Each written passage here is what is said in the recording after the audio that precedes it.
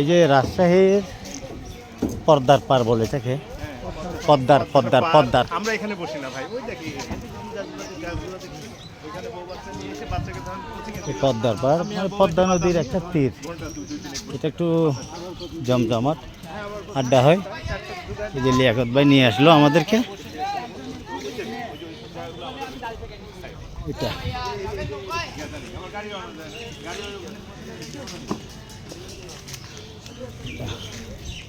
দেখতে আসছি ভাই, এই ভাই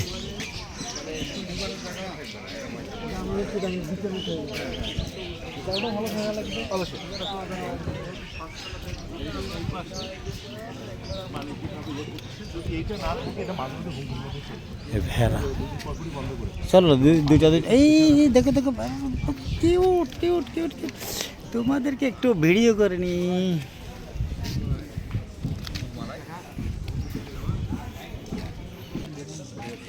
এখানে ওই যে সামনে মুর্শিদাবাদ,